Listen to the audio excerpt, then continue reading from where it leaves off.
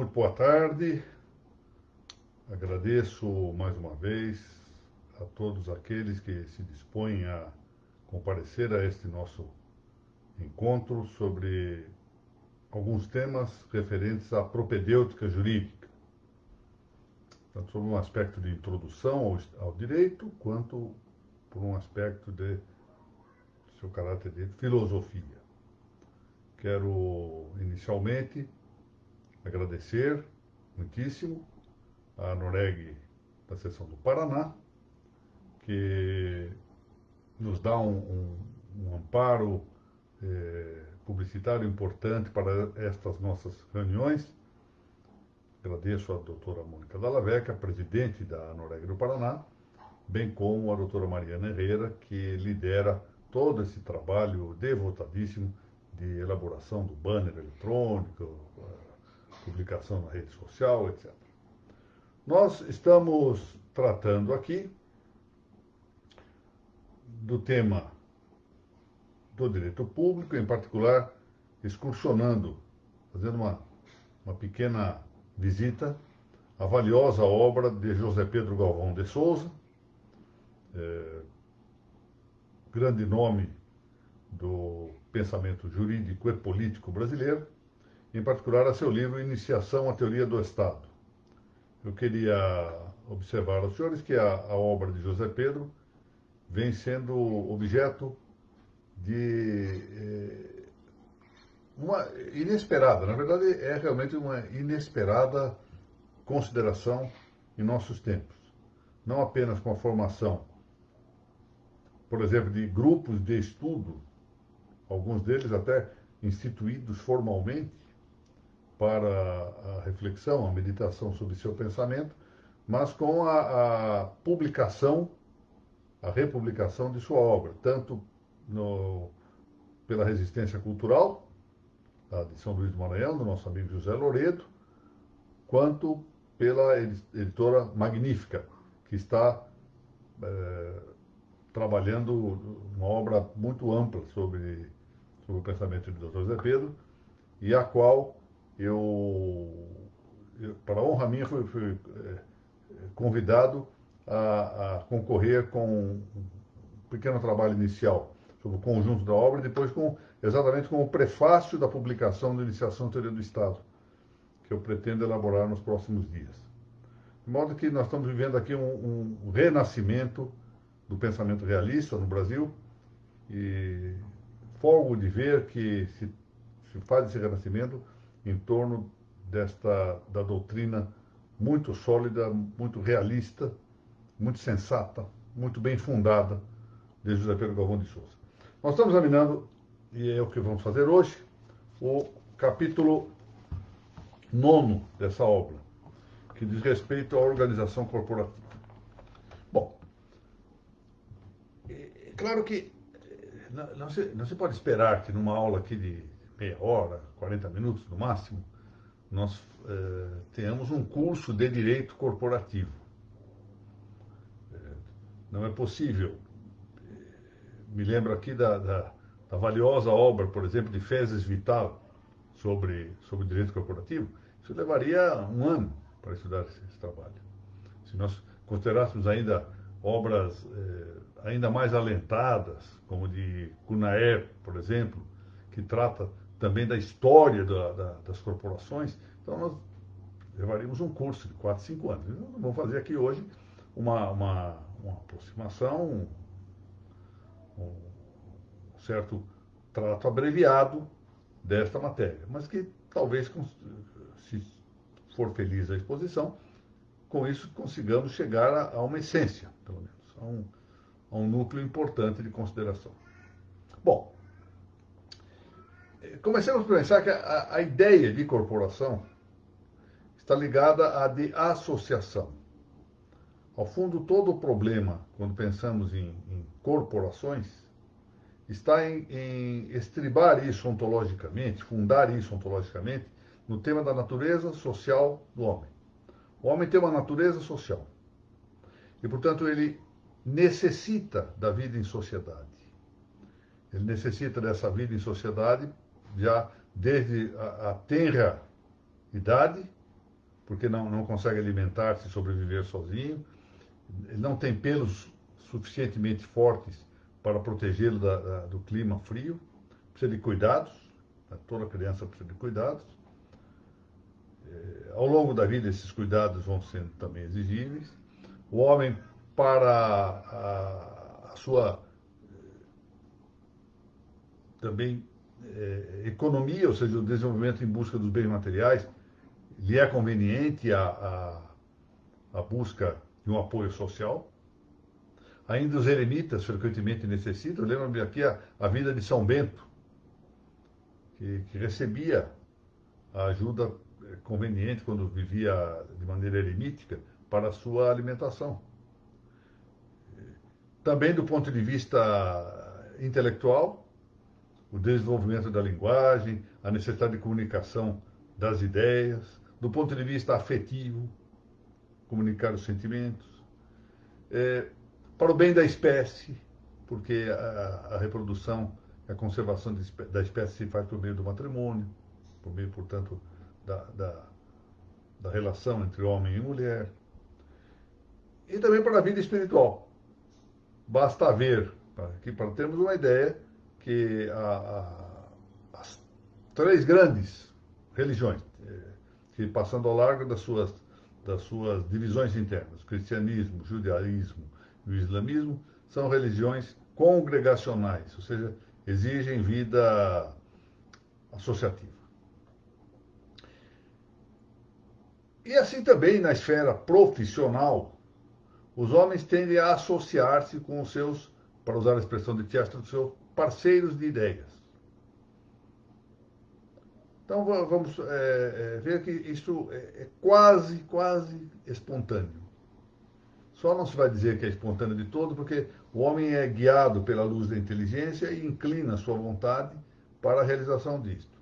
Vamos tomar um exemplo que, neste caso, é mais do que justificável, porque boa parte do nosso público, o público que nos honra aqui com sua presença, advém dos cartórios de registros e de notas, registros públicos de notas. Então, vamos pensar um pouquinho como se dá a formação, ao longo do tempo, a sedimentação de uma corporação de escribas, corporação de escrivães, que vão, por meio dessa corporação, favorecer muitíssimo o surgimento, lá séculos e séculos depois, do notariado latino, instituição notarial que permanece até nossos dias. Vejam, nós estamos vivendo aí o século VI, Justiniano toma uma medida de relevo, altura, proibindo cursos, escolas de direito, a não ser em 3 cidades, naquele vasto Império Romano.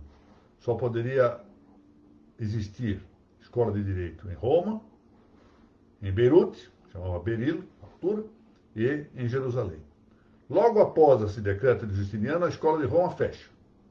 A vastidão do Império Romano não favorece a que esses estudantes, esses que gostam do direito, que exercem as funções jurídicas, que têm até uma vocação e que procuram treinar a sua aptidão no campo do direito, possam deslocar-se até Jerusalém ou até Beirute para estudar. Então eles têm que estudar alguma outra coisa para favorecer a sua função. E onde vão buscar isso? Vão buscar em corporações que já existiam, sobretudo com o intuito religioso, que são os mosteiros. Se dirigem aos mosteiros. Os mosteiros também são corporações, grupos que se dedicam mormente a uma finalidade religiosa, mas que têm também fins secundários. Fins de estudar, fins de conservação da cultura, lembremos aqui dos monges ou frades copistas, o quanto bem não fizeram, e até algum trabalho também. Frequentemente, essa gente produzia na vida agrícola para a própria alimentação. Vão reunir-se lá para estudar as artes do trivium, e delas, particularmente, a retórica. Vão treinar muitíssimo a retórica. Aprendem a escrever, portanto, aprendem a gramática, aprendem alguma forma de argumentação, seja argumentação categórica, seja por meio da lógica, seja a de resultado provável, por meio da dialética e, sobretudo, a retórica. Uma maneira sensata de persuadir, elegante, um ornamento, que busca o fim da persuasão. E lá se descobrem vocações que são comuns, ou seja, temos em comum o fato de que ambos, ou 3, ou 4, ou 5, ou 10, ou 20, gostamos de atuar no campo do direito. Então, aos poucos, esse grupo vai quase que espontaneamente se unindo. E aí está a formação de uma escola, de uma corporação, que lá à frente, vicejando e muito fortalecida também do ponto de vista moral, dá origem a uma forte corporação de ofício, a um forte grêmio de escrivães, que justificará até mesmo um cuidado não se pode falar propriamente em Estado, mas daquilo que nós poderíamos largamente considerar como Estado, soberania política na Idade Média. Ainda estamos falando da Alta Idade Média, como, por exemplo, o imperador Lotário I determinando o juramento notarial, o primeiro juramento notarial de que se tem notícia na história, e mais à frente, alguns séculos depois, a instituição do notariado latino. Era tão forte e tão bem provada essa corporação que o poder político resolveu atribuir a seus membros a potestade da fé pública, que era própria do Estado. Notem, portanto, o papel que teve essa corporação em fortalecer vínculos, em dar aprendizado e experiência a seus integrantes. Bom, as corporações da Idade Média, o tempo melhor do corporativismo, e especialmente aqui nós estamos falando das corporações profissionais, porque entre as várias corporações nós podemos contar com as universidades, com os mosteiros, como eu disse, mas também há corporações de profissionais. Algumas dessas corporações de artes e ofícios, de trabalho e serviço. Outras corporações que mais se designam como ordens. Por exemplo, as corporações dos escribas devem designar-se sobretudo como ordens, porque são colégios de homens com arte, ou melhor dito, ciência, ou melhor dito, saber, como queiram, livres, liberais. Liberais no sentido de que a exercem de maneira livre, e não de maneira servil.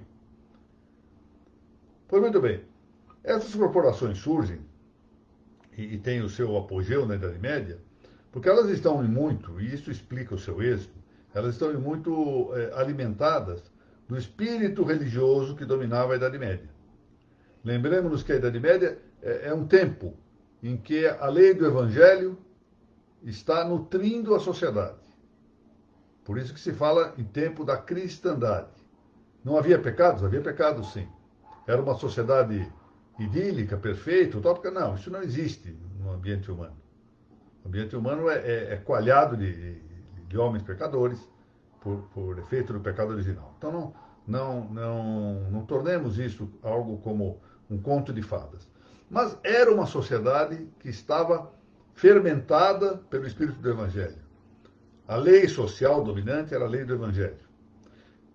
Portanto, era mais fácil que um pecador se reconhecesse pecador e não defendesse o pecado. É uma coisa que nos tempos contemporâneos tende a desaparecer, se é que já não desapareceram em grande medida. Então, ali se constituem corporações que efetivamente exercem o seu papel com essa impregnação religiosa. Então, além do papel econômico, profissional, que nós vamos ver já, paidéico, pedagógico, formativo de seus integrantes, essas corporações se dirigiam não só à defesa dos interesses da própria profissão, dos interesses dos seus profissionais, mas igualmente ao interesse das cidades, ao bem comum das cidades, o que nós poderíamos chamar de uma economia setorial. Não cuidavam só dos próprios interesses, porque a sua meta era uma meta de caráter evangélico. Era mais estendido do que o simples interesse pessoal, egoístico ou de uma só profissão. Eu quero chamar a atenção para esse aspecto. Como isso é importante num tempo em que, às vezes, profissões muito aproximadas, categorias muito aproximadas entre si, pelejam umas contra as outras. sem atender ao bem comum e muitas vezes achando que estão fazendo um bem para a própria profissão, quando na verdade estão fazendo um mal. A médio prazo se transformam num inimigo dos próprios interesses. Mas naquele tempo não era assim. Tendia a ser diferente. Como é que se constituía, então, uma corporação de ofício? Era chamada de grêmio, na região germânica era chamada de guilda. Em Portugal se chamava bandeira, frequentemente chamava bandeira, porque e essa expressão bandeira é importante, vai repercutir em alguns casos aqui, eu tenho falado no campo do direito notarial, no abandeiramento dos novos notários. E vem ligada a essa ideia. As bandeiras eram grêmios ou corporações em períodos de desfile, o líder, o chefe maior dessas corporações, marchava à frente com uma bandeira. E por isso, aquilo era chamado, o agrupamento todo chamado de bandeira. Então, essas corporações estabeleciam suas próprias leis, as leis que regulavam a sua atuação. A autoridade própria da política, ou seja, o que nós hoje chamaríamos de soberano político, poderia intervir para corrigir desvios, para evitar que houvesse alguma propensão egoística na atuação das corporações. Tinha os seus próprios juízes, tinha os seus próprios tribunais, julgavam as condutas, isso que nós hoje entendemos como conselhos éticos, conselhos de ética, etc., existiam dentro das corporações, faziam suas próprias leis, as leis de funcionamento da sua profissão. E esse fato de terem reservado um conjunto de direitos para a sua atuação, uma liberdade de atuação, impedia que o Estado interviesse, impedia que o Estado interferisse demasiadamente. Portanto, de um lado, afastava o risco do estatalismo, de hoje chamemos assim, do socialismo. E, em contrapartida, consertava, nos dois sentidos, tanto com S quanto com C, a palavra consertava aqui, o individualismo. Que, como nós pensávamos no liberalismo, ao levar tudo para o campo dos interesses pessoais e acreditar na liberdade plena de mercado, produziria, como de fato veio a produzir no futuro, grandes desastres em prejuízo dos trabalhadores. Essas corporações se formavam normalmente com 3 categorias. E elas tinham, em alguns casos, nos seus estatutos, nos seus regimentos, a fixação de prazo para que alguém examinado, prestando um concurso, provando a sua experiência, mudasse de uma categoria para outra. A categoria ínfima, ou seja, inferior, era a categoria dos aprendizes, também chamados de tiroccinantes ou ajudantes. Era gente que estava começando, ingressava ali para aprender um trabalho. Depois de um certo período de experiência, de aprendizado, de ser treinado nas artes correspondentes, podia ascender a um posto intermediário, que era o chamado companheiro ou oficial não examinado. Também essa expressão em Portugal, oficial não examinado, era esse oficial intermediário. E, por fim, se atingia o grau mais elevado, que era o grau de mestre, às vezes chamado só simplesmente oficial ou oficial examinado, que então, com essa promoção, com essa elevação, estava autorizado a abrir o seu próprio, em Portugal se falava tenda, a sua própria tenda, chamemos hoje, seu próprio negócio, a sua própria venda, em que ele, por ser mestre, podia produzir. E era fiscalizado. A corporação, de quando em quando, mandava juízes fiscalizarem, os juízes da própria corporação, fiscalizarem se os trabalhos estavam sendo bem feitos, se estavam sendo observadas as regras razoáveis de composição, sobretudo, se os produtos eram elaborados adequadamente. E notem que era possível pensar numa corporação única como essa, porque o interesse produtivo era único. Embora a profissão tivesse graus diversos, era uma atividade de produção. O mercado era restrito, quando não eram obras feitas para destinatários específicos, eram obras oferecidas para um mercado muito pequeno, muito acanhado.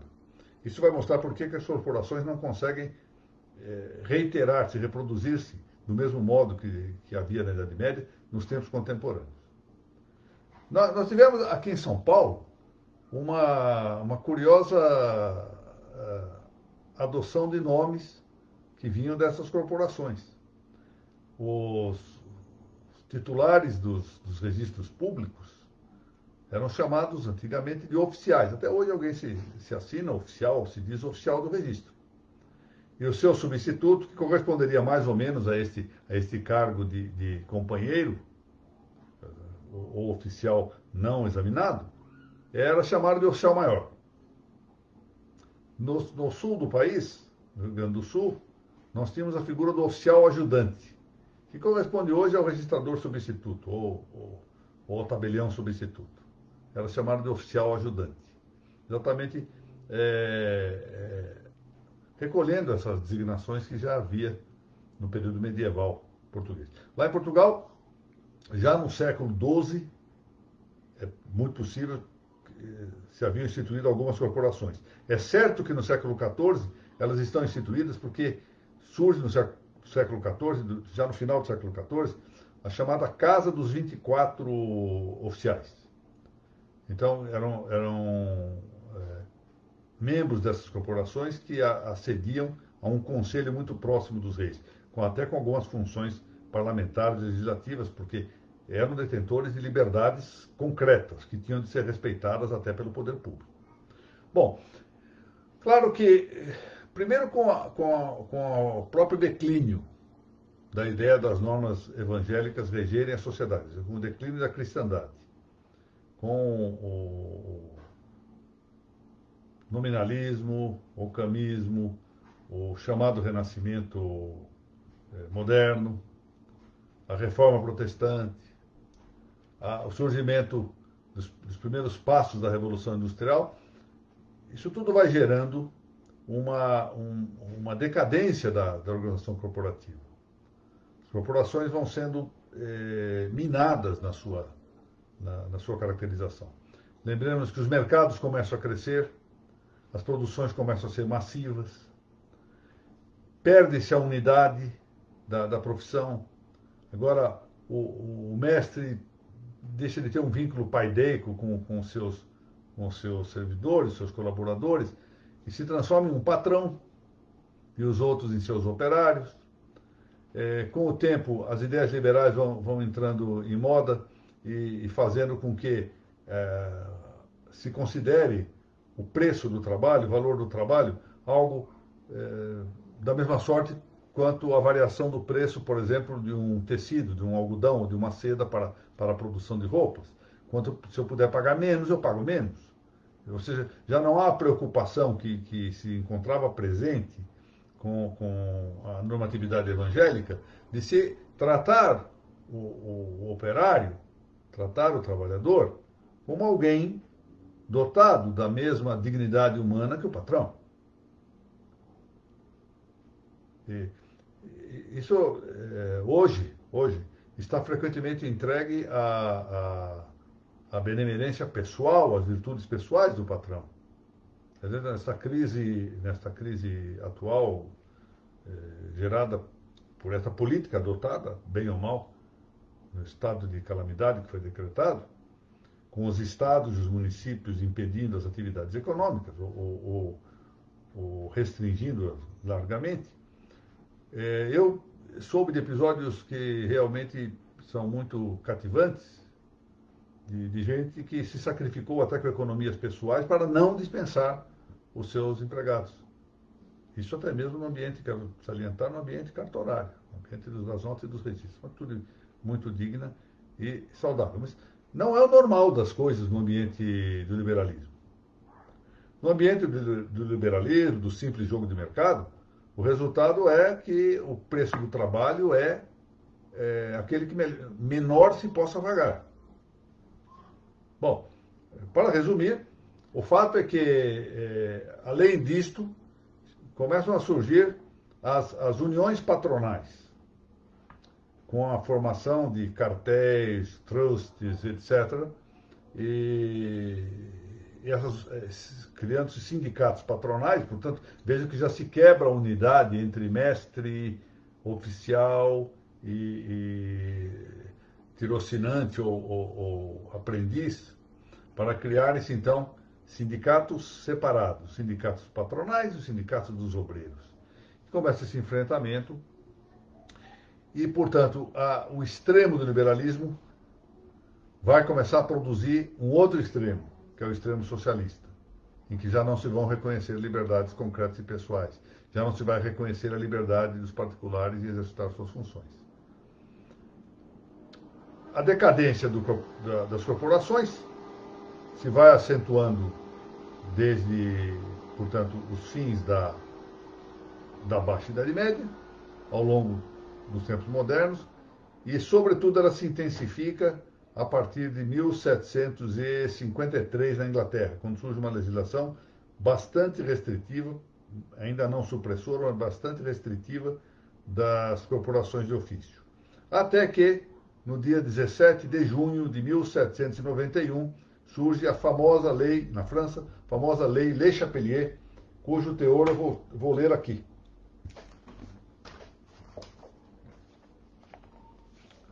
Olha o que diz a lei.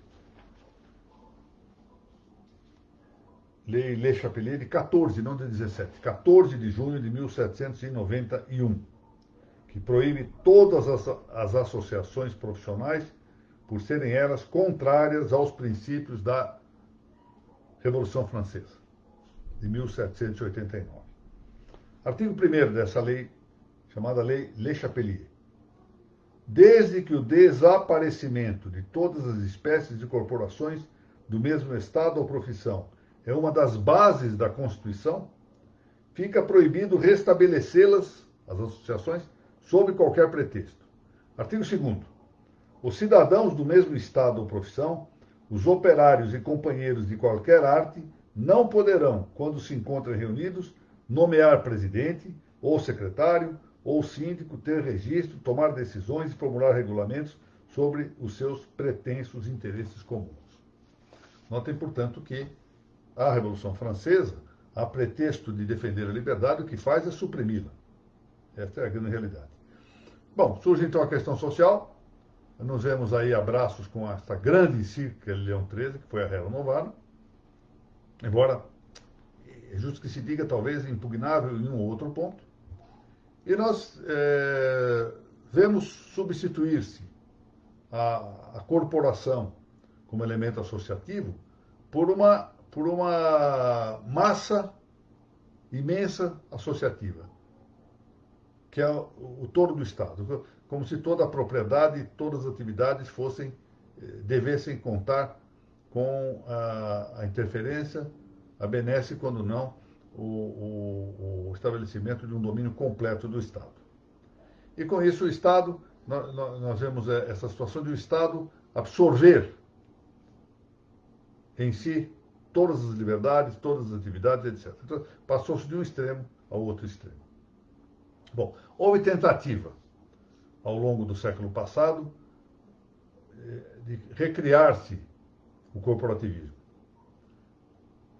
Queria lembrar aqui, por exemplo, a obra desse grande autor lusitano, que foi Antônio Sardinha, que tem uma introdução magnífica sobre o papel das corporações na teoria das Cortes Gerais do Visconde de Santarém. Fez ali um trabalho extraordinário, muito profundo, muito bem elaborado. Mal ou bem, os portugueses tentam encontrar uma fórmula para o corporativismo. Ficam a meio caminho.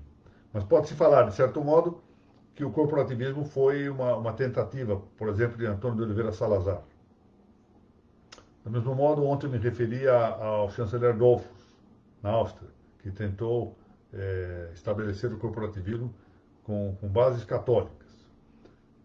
E também houve a tentativa, seguramente essa fraudada, falseada, de se estabelecer, sob o nome de corporativismo, um totalitarismo ou um modelo quase totalitário na Itália fascista, quando as corporações viraram repartições estatais. Bom, claro, não se pode pensar em nossos tempos em restabelecer pura e simplesmente as corporações de ofício dos tempos medievais. Mas é possível, de algum modo, reconhecer, primeiro, que essas associações, ou grupos intermédios entre o indivíduo e o Estado, com caráter público é importante, né? Não se justifica que se mantenham como entidades privadas, possam ter entregues em suas mãos o poder de regulamentação. Isso ocorre, por exemplo, no Brasil com a Ordem dos Advogados. Poder de regulamentação das próprias funções. Submetendo-se, embora, isso é importante por ser entidade pública, de algum modo, aqui é um misto de entidade privada e pública, mas prevalece a natureza pública, pública não estatal, submetendo-se a uma certa fiscalização do poder público. No caso brasileiro, submetendo, por exemplo, a fiscalização do Tribunal de Contas. E submetendo a uma legislação que não invada a tarefa de sua própria regulamentação. Isso poderia, por exemplo, foi a proposta que eu fiz no Congresso da Noreg do ano passado, aqui em São Paulo, poderia adotar-se no Brasil quanto aos registros e as notas. Seria provavelmente o ideal, que essas entidades tivessem uma corporação com o seu órgão regulamentador, com o seu órgão de julgamento das condutas éticas, deixando para o judiciário, que hoje é, na forma da Constituição, o fiscalizador de suas atividades, deixando para o judiciário o seu papel apenas de magistratura da repressão, ou magistratura do contencioso, sem necessidade de colocá-lo num papel que não lhe é próprio, de fiscalizar atividades alheias. Mas, enfim, o grande papel que se deve reconhecer para as organizações das corporações, dos grêmios, é esse papel de limitação do poder estatal. Uma limitação que coloca as corporações como uma baliza para, de um lado, evitar o avanço do Estado, mas, ao mesmo tempo, além de baliza, ser o grande remédio para vencer os abusos do liberalismo. Notem que, a propósito, o neoliberalismo, que tentou entregar um pouco de poder ao Estado, converteu-se rapidamente no tal chamado capitalismo de laços. E hoje, frequentemente no mundo, o que nós temos visto é o apoio estatal a certas entidades de caráter privado, criando muitas vezes, se não um monopólio de direito, um monopólio de fato. Muitos dos senhores sabem, por experiência até de vida, como esse monopólio de fato tem sido exercitado por entidades de caráter privado com apoio estatal. Esse é o chamado capitalismo de laços, ou seja, uma certa concessão do liberalismo, uma certa concessão do Estado e, por assim dizer, todos os demais que não detêm essa vinculação, esse monopólio de fato, acabam padecendo os efeitos dessa política. José Pedro trata muito bem desse tema, não? Aliás, é um dos aspectos centrais da obra dele, que ao se referir à sociedade política, cunhou essa expressão magnífica aqui entre nós, que já foi usada por outros autores, mas que ele tornou quase como um lema da sua obra, de que a sociedade política é uma sociedade de sociedades. Ele então mostra que há uma diferença muito grande entre o corporativismo e o sindicalismo, que as corporações tinham um espírito, frequentemente, sem a divisão antagônica entre capital e trabalho, coisa que não ocorre com os sindicatos, que já põem como separados o capital e o trabalho, sindicato patronal, sindicato dos obreiros ou dos operários, e que muitas vezes instigam a luta de classes, coisa que não ocorre no Estado, na organização corporativa de molde cristão, tal como existiu na Idade Média. E depois ele examina aqui largamente a maneira como o corporativismo se foi comportando ao longo da história, e eu aqui fiz um breve resumo disso, para concluir do seguinte modo: o corporativismo não é algo de arcaico. é a expressão da organização natural da sociedade em todos os tempos. Como nos vimos, o homem tem uma natureza associativa, natureza política, é um animal político, como dizia Aristóteles. Isso não só para a sua vida familiar, mas também para a sua vida profissional, para a sua vida intelectual, para a sua vida religiosa, etc. Por isso, muitos o apregoam ao corporativismo como solução para os problemas dos nossos dias. Há, porém, certos corporativismos deturpados e que trazem em germe o vício mais anticorporativista possível, isto é, o socialismo de Estado. A devastação individualista, que desde 1789, que ele se refere naturalmente à malfadada Revolução Francesa de 1789, desorganizou as sociedades ocidentais, pretendeu banir toda e qualquer espécie de organização corporativa. Já vimos o que foi a lei Le Chapelier. Entretanto, prossegue o autor, alguns organismos de tipo corporativo resistiram. Foi o que se deu, por exemplo, com a Ordem dos Advogados. Hoje, os agrupamentos sindicais de operários, as federações e confederações da lavoura, do comércio e da indústria, cheios de vitalidade e pujança, aí estão a mostrar a atualidade do princípio corporativo. Resta apenas entrosá-los melhor com o Estado, num regime adequado à realidade social e às exigências de nosso tempo. Eis aí um mecanismo de natureza econômica, de natureza política, de natureza social, vai-se além de natureza espiritual, que pode servir para mitigar, abrandar os problemas que afetam, de um lado, as exagerações estatalistas, socialistas, que suprimem as liberdades. Nós sabemos o que foi o regime comunista, por exemplo, na Rússia soviética, na China de Mao Tse-tung, o que é isto no mundo contemporâneo, no mundo dos nossos dias, mas também sabemos quais são os efeitos do liberalismo. A grave questão social que levou lá à edição do programa 13 da Renovaram, depois a 40º ano de Pio XI, etc. Sabemos bem o preço que se paga por esse liberalismo, se pode dizer, selvático, efetivamente, e que é uma rampa ensaboada, no dizer de José Pedro, para o socialismo. Nós, na semana que vem, vamos estudar os temas seguintes desta obra, que são o municipalismo, a importância do município, e depois as instituições representativas, em que nós vamos novamente tropeçar com a ideia do corporativismo, que se apresenta também como esse aspecto da representação política, um dos temas mais relevantes da obra de José Pedro, talvez tido por alguns como seu trabalho principal, a obra sobre a representação política. Nós veremos isso, então, na próxima terça-feira, se Deus permitir. Doutora Maria Lúcia, Sofia Pasquini, meus cumprimentos. Editorial Lepanto, que está, lá no dia 29, vamos ter, se Deus permitir, a aparição do livro já composto sobre o uso capião, obra de vários importantes estudiosos aqui do direito registral brasileiro. Doutora Eduarda Amadei, muito boa tarde. Laura Porto, que foi uma das autoras desse livro, minha saudação. Doutor João Paulo Silveira dos Santos, saudação. Minha colega da magistratura aqui, a doutora Danira Menezes, minha saudação. Paula Cassim, também coautora do livro, boa tarde.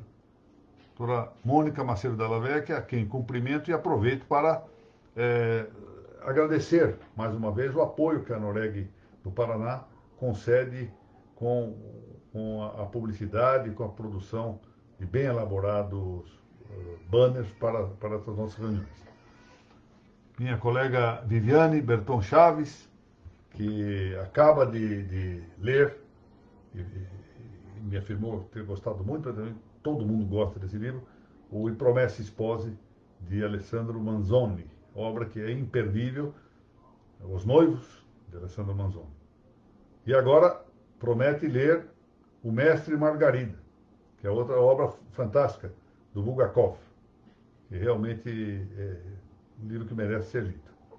É A Chegada dos Demônios em Moscou, essa obra do Bulgakov. Giovanni Costa, doutor, muito boa tarde, muito obrigado. Doutor Renato Lana, estimado amigo, presidente do Colégio Notarial do Brasil, da Seção do Paraná.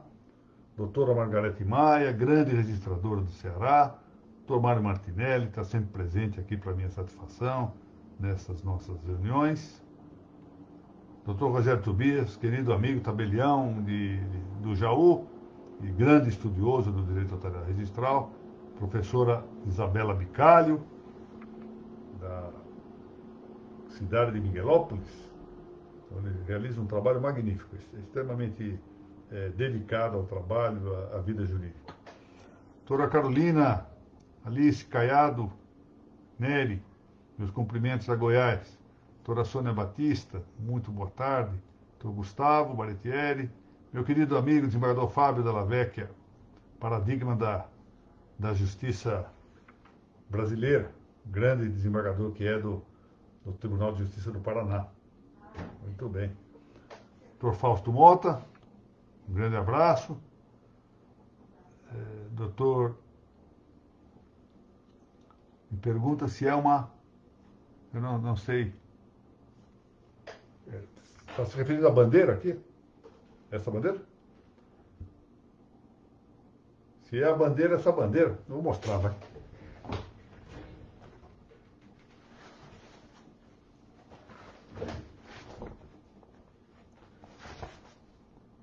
A bandeira aqui, mandei fazer em Portugal, lá em Lisboa. Uma casa lá chamada Casa das Bandeiras. E é a bandeira com a cruz de San Andrés. E a cruz de San Andrés, ou em português a cruz de Santo André, é a cruz da bandeira carlista, do carlismo espanhol, carlismo hispânico.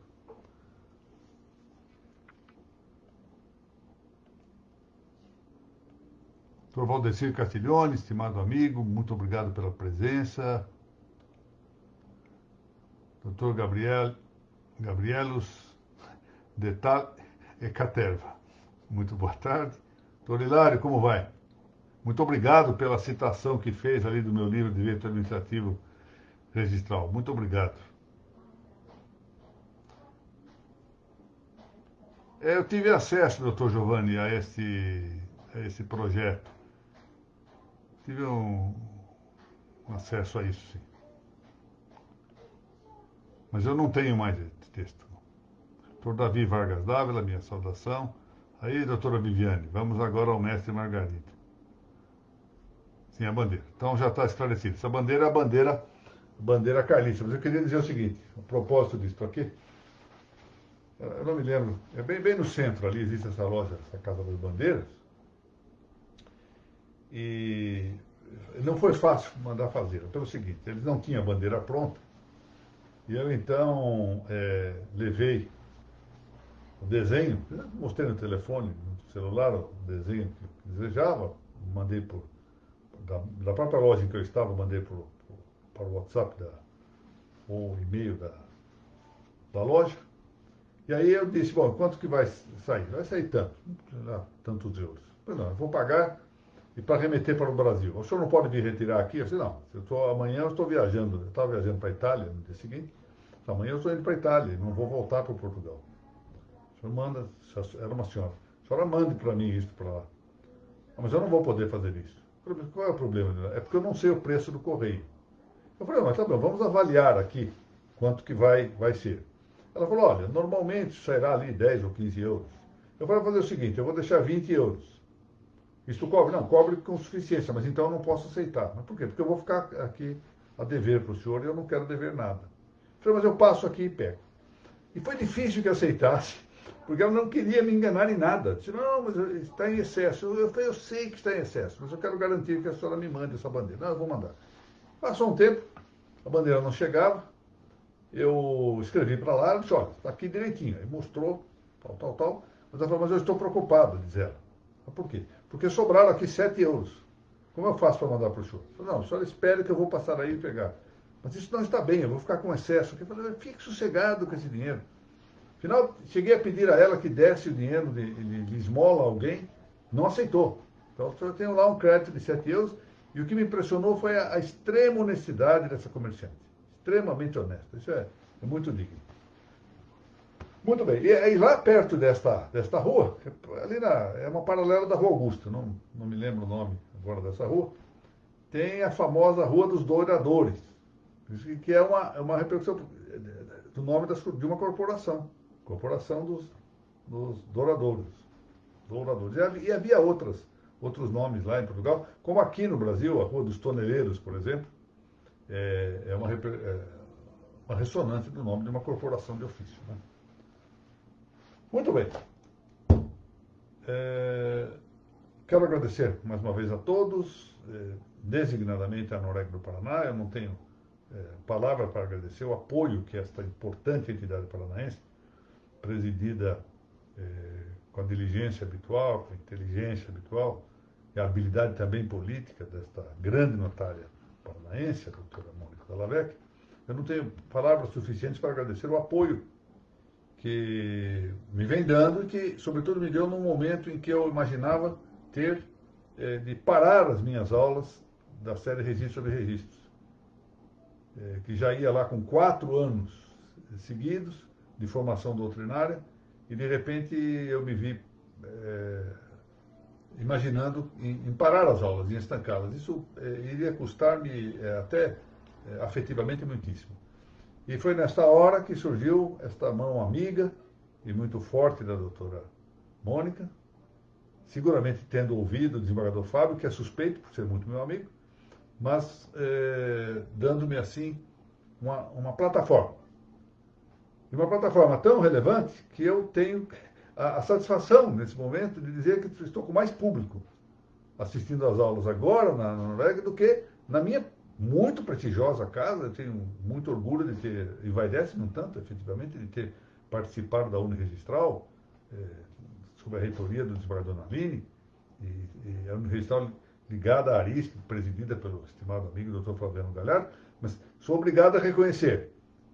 Quantitativamente, hoje nós temos mais público graças ao prestígio realmente da Noreg Paraná, e muito prestígio derivado da excelência de sua presidente. Bom, muito obrigado a todos. Dr. Davi está aqui anotado, advogado da Coop Nor. Muito obrigado. Não sei quem é a senhora Lindinha. Não sei se é Nossa Senhora lá atrás. Só pode ser isso. Muito obrigado a todos.